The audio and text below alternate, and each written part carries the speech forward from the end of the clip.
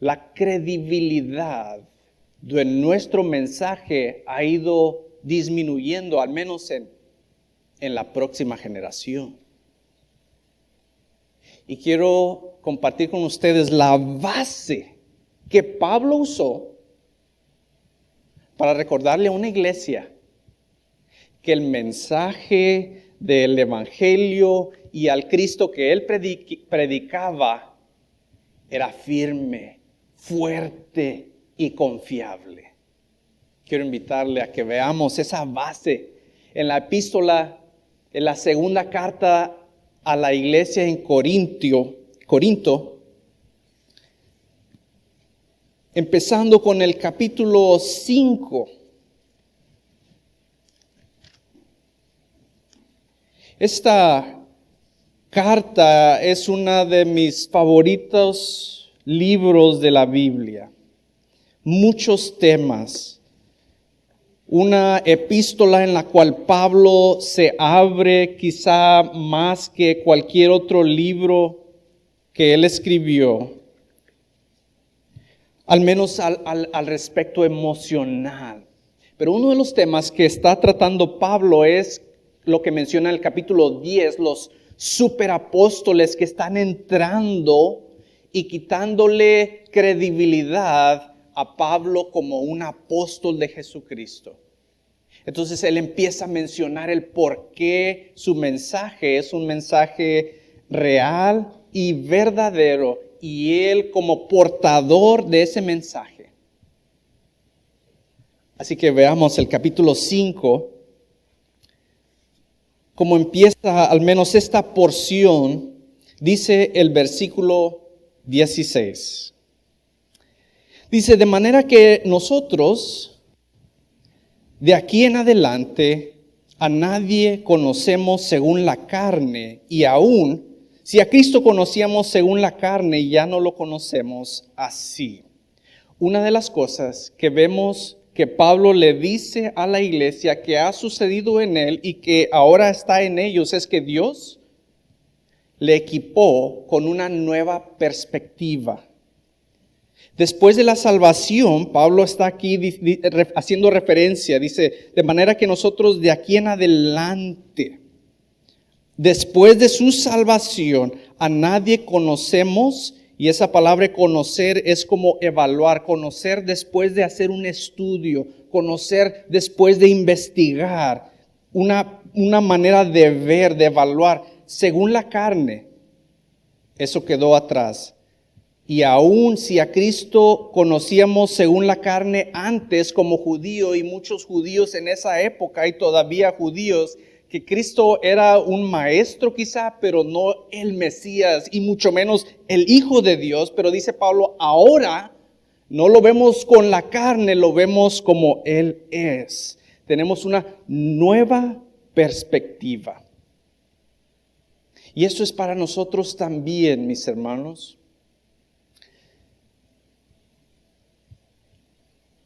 Ahora con la nueva vida podemos ver a Cristo correctamente. Y esa tiene implicaciones directas para cómo vemos a los demás. Entonces la pregunta para nosotros realmente es, ¿cómo estamos viendo a Cristo? Nuestra perspectiva sobre Cristo. Quizá venimos de un trasfondo donde antes hacíamos referencia a Diosito que me cuide, Diosito que me haga esto, o al niño Jesús, o a tener a Jesús en la boca como referencias religiosas de frases bíblicas sin la realidad de que Jesús es hoy día, así como Él fue en aquel entonces, como Pablo predicaba, Cristo, el Hijo de Dios. El Salvador, el Redentor. Hermanos, ¿cómo vemos a Cristo? ¿Es el Hijo de Dios? ¿Es el Rey de Reyes? ¿Es el Señor de Señores? ¿Es el Señor de nuestra vida? Hay una tendencia, ¿verdad?, de ver a Cristo. Sí, amén. pero necesito agarrarme un poquito de mi sabiduría. O Cristo y mi trabajo. O Cristo y mi X. Pero es Cristo y Cristo nada más. El que nos salvó, el que nos redimió y el que veremos un día cara a cara. Él y Él solamente es el Señor de señores.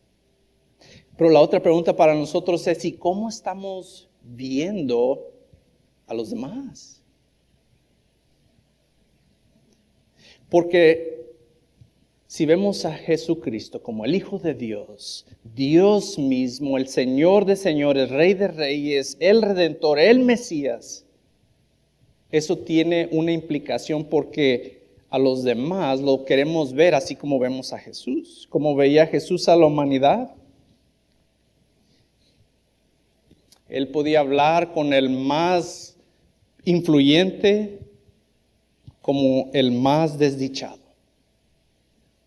Él veía a cada individuo como un ser humano con esa imagen de Dios que él podía ver en aquella persona. Pero a cada ser humano con la infección del pecado, necesitando misericordia, necesitando gracia. Y hermanos, ¿cómo vemos a los demás? La cosa más normal, más natural, es ver a personas de acuerdo a otros factores. Hoy día podemos ver a personas como demócratas o republicanos, como hispanohablantes o como hablantes de otro idioma. Por su color y su tez, por su pelo o como yo, mi falta de pelo. Por su estatus de influencia o por sus carencias económicas. ¿Cómo vemos a cada ser humano? ¿Como Cristo o como aquella cosa que Dios está queriendo remover de esa que influye en la perspectiva en la que vemos a los demás? Lo menciono, hermanos, porque sabes que seguido nos identificamos más con otras personas en base a otros factores como creyentes. Si la palabra de Cristo es real, y claro que es real. Recordamos el mensaje de Juan 16 y 17 que dice que Él quiere que somos uno, una iglesia, somos un cuerpo. Y esa unidad la hace real el Espíritu Santo. Pero seguido nos unimos más con el mundo en base al partido de fútbol que seguimos. O nos unimos más con cierto grupo de personas que no son cristianas en base a nuestra nacionalidad, que la realidad que dice la palabra de Dios, que somos uno. En otras palabras, mis hermanos, debemos de tener un amor y una coinonía tan fuerte. ¿Cómo nos vemos? ¿Cómo nos vemos? El racismo, prejuicios no tiene lugar en la iglesia de Dios. El ver como Pablo explica en otra epístola, donde Pedro le daba favoritismo a los judíos y a no los gentiles. Eso no tiene lugar en la iglesia del Señor. Cuando leemos el Apocalipsis, vemos gente de todo lugar, de toda posición en el mundo, de todo color, de todo idioma, adorando a Dios. Es lo que Él quiere. ¿Cómo nos estamos viendo? ¿Cómo vemos a otros? A los que somos parte del cuerpo de Cristo o a los que Cristo está queriendo redimir. Para mí, mis hermanos, una de las cosas que Dios usó para abrirme los ojos, porque quisiera decirte que todo lo que he aprendido lo he aprendido en libros, pero la realidad es que mucho de lo que he aprendido ha sido por unos cabezazos, como decía mi mamá. Al principio del año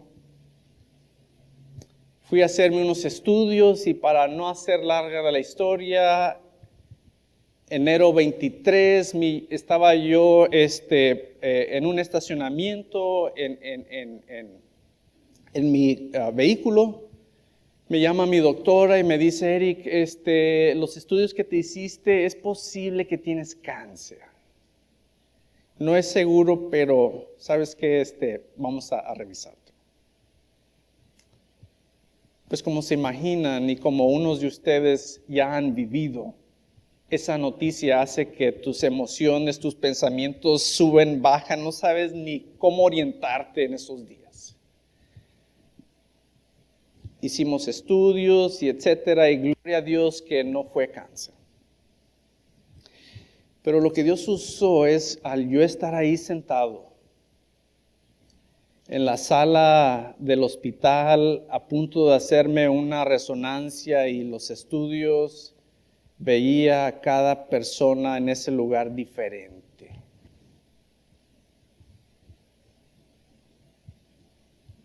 ¿Qué es lo que Dios está usando para que tú veas diferente? Quiero que consideres que las dificultades no son simplemente frustraciones, pero están diseñadas para recordarte de la palabra de Dios, de las verdades de Dios. Pero no solo que Cristo nos dio una nueva perspectiva, mis hermanos, Dios nos ha dado una nueva creación. Mire lo que dice el versículo 17. De modo que si alguno está en Cristo, nueva criatura es. Las cosas viejas pasaron, he aquí todas son hechas nuevas. Como vimos en el video, somos una nueva vida. Cuando el Señor regeneró mi corazón, no cambió mi personalidad o mi temperamento, no cambió mi nombre, aunque un día vamos a tener un nombre nuevo que Dios nos da, según Apocalipsis. Tenemos una nueva vida. Eso viejo, como vimos en el video, es no solo esas costumbres, pero esa constitución, toda esa combinación de aspectos que influían en nuestra vida, que estaban gobernados de la carne, quedó muerto. ¿Se acuerdan lo que dice Romanos 6:4? ¿Qué no sabes? Dice Pablo a la iglesia en Roma, ¿no se acuerdan? Que hemos sido muertos en Cristo y resucitados a una nueva vida. Pero nació algo nuevo. Gloria a Dios. Porque yo conozco el Eric viejo y créanme que iba a destruir su vida y muchas más. Aunque mis aspectos no cambié de raza, ¿verdad? Sigo siendo mexicano, sigo siendo de esa familia y genealogía, pero algo murió, una realidad murió en mí y nació algo nuevo que Cristo puso en mí. Ahora vivo de esa nueva vida, ¿sí? Y esa nueva vida tiene un impacto sobre todos los aspectos de nuestra vida. Nuestro pensar, nuestros deseos, nuestras emociones, nuestra manera de vivir, la nueva perspectiva, afecta todos los aspectos de nuestra vida. Somos una nueva creación. Parte de ese aspecto es que también somos integrados a una nueva comunidad. Somos un nuevo cuerpo juntos, colectivamente. Es algo fascinante, mis hermanos. Pero no es lo único. Veamos lo que dice el versículo 18. Y todo esto proviene de Dios. Usted y yo no podíamos cambiar nuestra propia vida. Quizá podemos hacernos más religiosos con nuestra fuerza de voluntad. pero no podemos formar una nueva creación en lo más profundo. Y créanme, no existe psicología que pudo hacer los cambios que Cristo hizo en la vida de Eric Puente. Solo Jesús.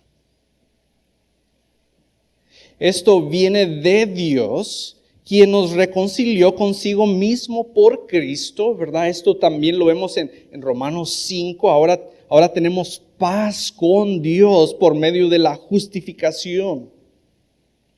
Dios nos reconcilió consigo mismo por Cristo y nos dio el ministerio de la reconciliación. En otras palabras, mis hermanos,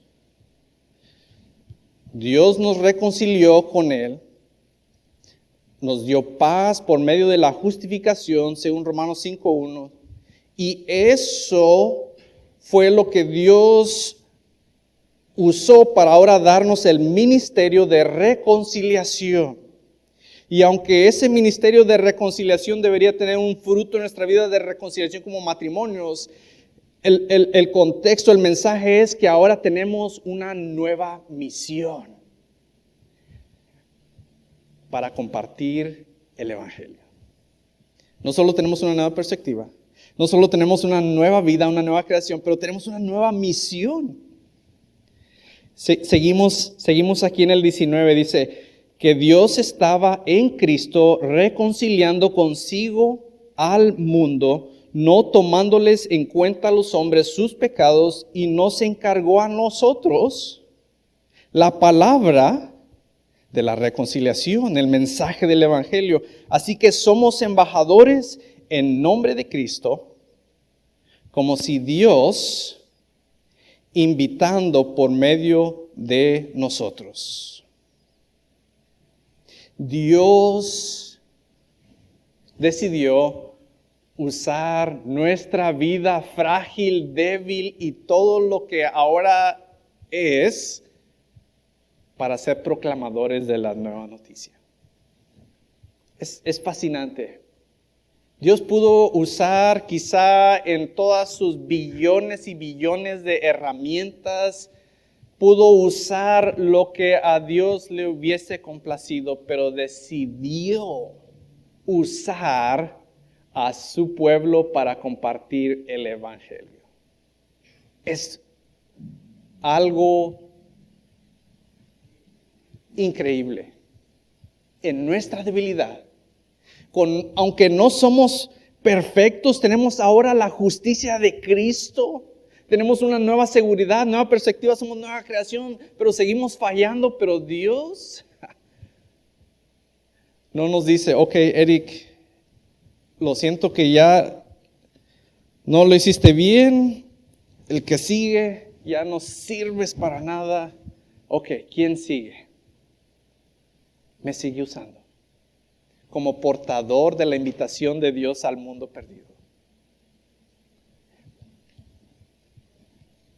Por eso, mis hermanos, nos regocijamos en la gloria de Dios. Porque no es Eric el que tiene nada que proclamar. Es el mensaje que está dentro de Eric, que Eric no hizo, que Cristo puso en él y ahora de él fluye. Ahí se manifiesta la gloria de Dios. Mis hermanos, Dios también nos recuerda seguido, que estamos en una misión, la misión de Cristo.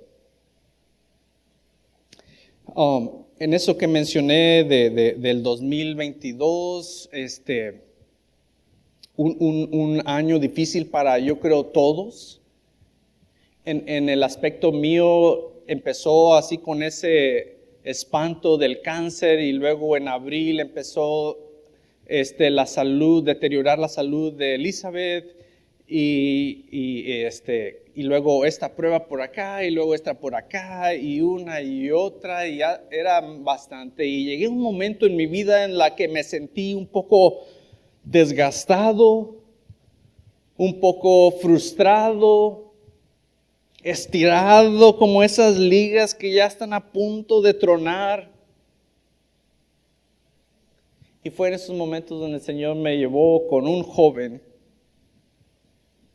que estaba luchando con depresión y ansiedad. Y platiqué con él en varias ocasiones y detecté, este joven conoce la Biblia, conoce la iglesia, ha ido a la iglesia, pero no conoce a Cristo. Entonces le compartí el Evangelio. Y la oportunidad que tuve para platicar con él después de que él recibió el Evangelio, se veía diferente. Veía las cosas diferente. Y es más, yo le pregunté, ¿hiciste ejercicio? ¿Te checaste con el médico? Y dice, no hice nada de eso, pastor. Me dijo, el Señor me cambió. No estoy diciendo que toda la depresión se resuelve simplemente con la salvación, pero hay unas ocasiones donde la salvación es tan poderosa que sí tiene ese efecto. Y el Señor me recordó, todos los sufrimientos, todas las dificultades no nulifican tu misión. Y a veces, como mencionó el pastor Gilberto, a veces esa preocupación nos desorienta, nos distrae del enfoque. Somos humanos, seguimos siendo de carne y hueso, pero no nos nulifica la misión. Es más, es precisamente en las tribulaciones donde hay más claridad de nuestra misión. ¿Y quién es el centro? Cuando yo escuché la noticia de que había la posibilidad de tener cáncer, me di cuenta que la pregunta más importante para mí en ese momento no era qué es lo importante. Porque ¿sabes qué? Yo hago todo importante. Para todo se me hace importante. Pero ¿qué es lo más importante? ¿Qué es absolutamente esencial en mi vida? Se clarifican muchas cosas. Cuando estamos enfrente a la amenaza de la muerte, se clarifica así nuestra vida, mis hermanos. Somos embajadores de Cristo, donde quiera que vayamos. Pero ese es precisamente lo que Pablo va a compartirles a los corintios. Que es precisamente en las tribulaciones, en las dificultades, donde ellos pueden recobrar su credibilidad del mensaje y las enseñanzas de Pablo. En otras palabras, nunca es automático nuestra respuesta en la dificultad. No podemos automáticamente recordar lo que Dios quiere que recordemos. Tenemos que someternos a Él, entregar todos nuestros pensamientos, toda nuestra voluntad, todo lo que estamos haciendo, y seguido estamos tan ocupados que yo me imagino que Dios se queda, ok, si quieres más tribulaciones para que te calmes un poquito más y que pongas atención a lo que yo estoy diciendo. Lo hará, Él lo hizo conmigo. Pero esa credibilidad es esencial porque somos portadores del mensaje de salvación de Cristo, las buenas noticias.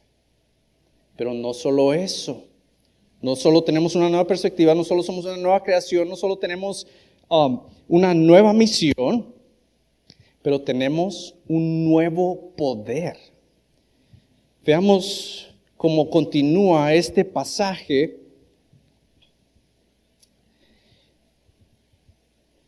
Voy a empezar en el capítulo 6, versículo 1. Dice, así pues nosotros como colaboradores suyos os exhortamos también a que no recibáis en vano la gracia de Dios, porque dice, el tiempo aceptable te he oído, en tiempo aceptable te he oído, y en día de salvación te he socorrido. He aquí ahora el tiempo aceptable. He aquí ahora el día de salvación. Pablo le recuerda a los cristianos en Corinto que hay una urgencia para el ministerio de reconciliación, para compartir el evangelio, pero también para reafirmar su confianza como apóstol. No hay tiempo para pensarlo. Rechacen a estos apóstoles que están dirigiéndolos en otro aspecto falso y sigan las enseñanzas que les dimos. Es lo que Pablo está comunicándoles. Entonces la evidencia es la siguiente. La base de esa credibilidad y confianza de él como apóstol escoge usar esto. Y es lo que encontramos del 3 en adelante. No damos a nadie ninguna ocasión de tropiezo para que nuestro ministerio no sea vituperado.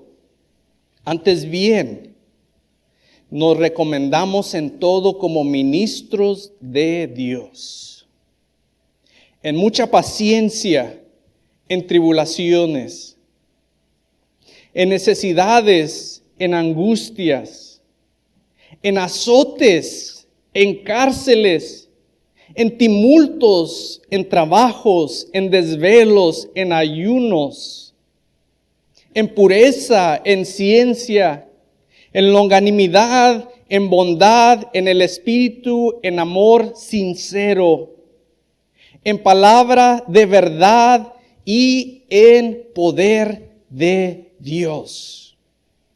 Continúa Pablo diciendo, con armas de justicia a diestra y a siniestra, por honra y por deshonra, por mala fama y por buena fama, como engañadores, pero veraces, como desconocidos, pero bien conocidos, como moribundos, mas aquí vivimos, como castigados, mas no muertos, como entristecidos, mas siempre gozosos, como pobres, mas enriqueciendo al mundo, como no teniendo nada, mas poseyéndolo todo.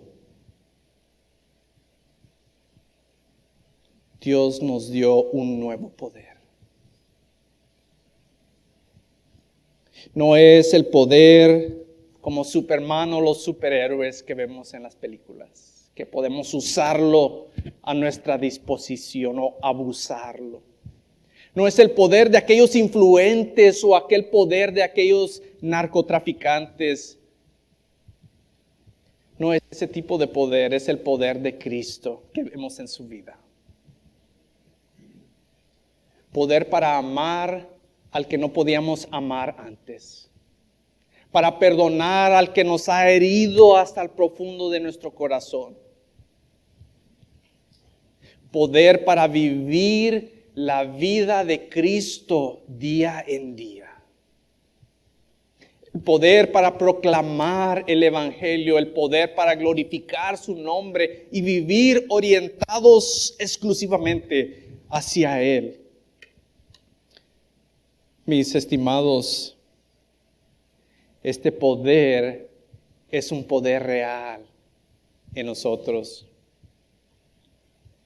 Fíjense, no es la única porción que dice lo mismo. Quiero invitarles al capítulo 4, tantito antes.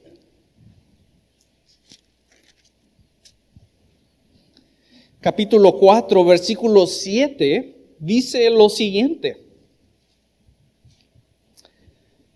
pero tenemos este tesoro en vaso de barro, para que la excelencia del poder sea de Dios y no de nosotros.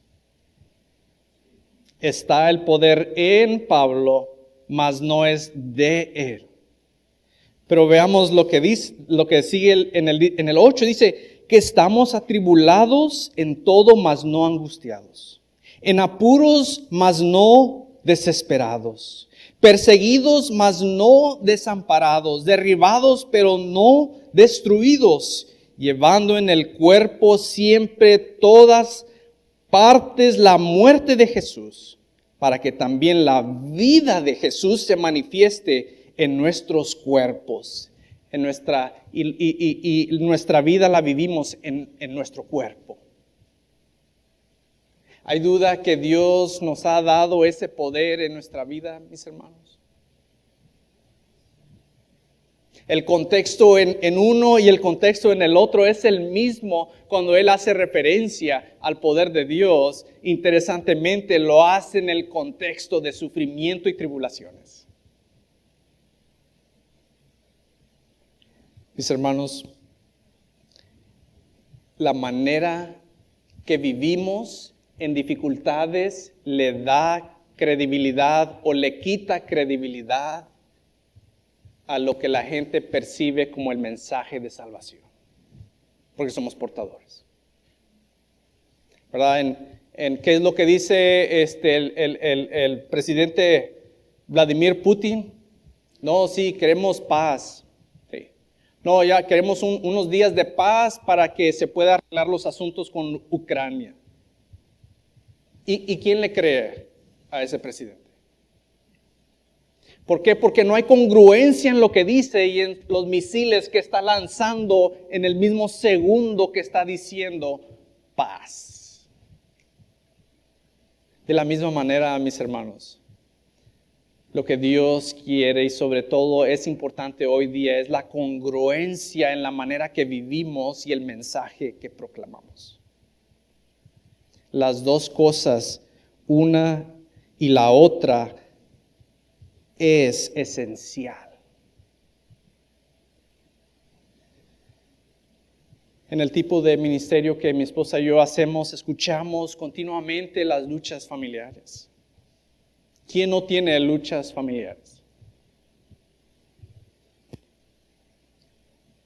Parte de la queja de los jóvenes es: mis papás dicen tal cosa el domingo y entre semana se están peleando.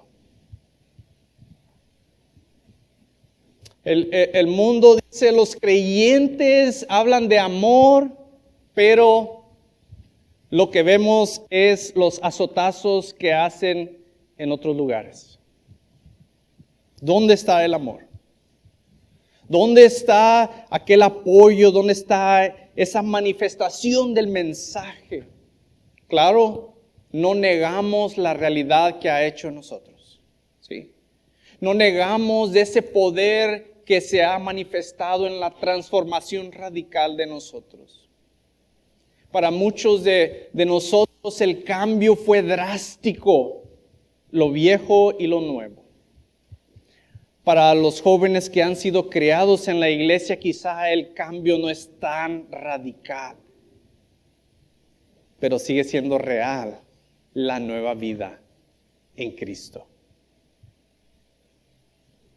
Quiero leerles unas palabras de Dietrich Bonhoeffer.